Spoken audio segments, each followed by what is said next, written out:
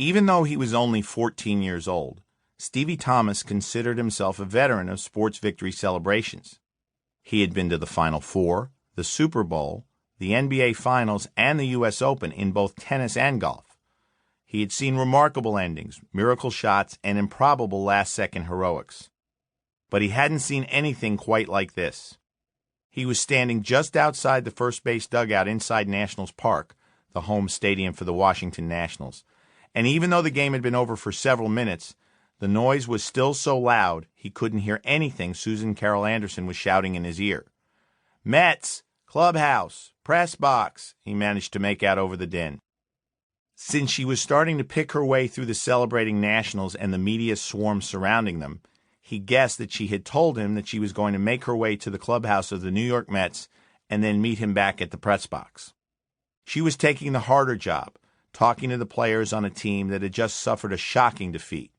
His job was easier, talking to the winners. The ending of the game had been stunning. With the National League Championship Series tied at 3 games all, both teams had sent their star pitchers out to pitch Game 7. Johan Santana for the Mets, John Lannon for the Nationals. Both had pitched superbly, and the game had gone to the 9th inning tied at 1-1. Nationals manager Manny Acta brought Joel Hanrahan, his closer, in to pitch the 9th, a bold move in a tie game. It seemed to have backfired when Carlos Beltran hit a 2-out, 2-run home run to give the Mets a 3-1 lead. In came the Mets closer, Francisco K-Rod Rodriguez, to get the last 3 outs needed to give the Mets the pennant. He got 2 quick outs, and it wasn't looking good for the Nats when shortstop Christian Guzman hit a weak ground ball. But somehow, Mets all-star shortstop Jose Reyes booted it, allowing Guzman to make it safely to first base. Clearly upset and distracted by the error, Rodriguez then walked Ronnie Belliard, bringing Ryan Zimmerman, the Nationals' best hitter, to the plate. Guzman began dancing off second base, stretching his lead each time Rodriguez looked at him. Second baseman Luis Castillo kept flashing toward the bag, as if expecting a pickoff throw from Rodriguez. Sitting in the auxiliary press box, Stevie was wearing headphones that allowed him to hear the Fox telecast. "Rodriguez and Castillo need to forget about Guzman," he heard Tim McCarver say. "Right now, K-Rod has one job, and that's to get Zimmerman out." But if the Nats double steal, the tying runs would both be in scoring position, play-by-play man Joe Buck said. "True," McCarver said.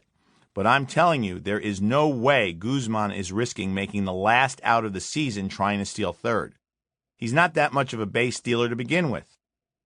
Rodriguez finally focused on the plate and threw a 97-mile-per-hour fastball that Zimmerman just watched go by for strike 1. Again, Guzman danced off second base. This time, Rodriguez whirled and did make a pickoff throw as Castillo darted in to take it.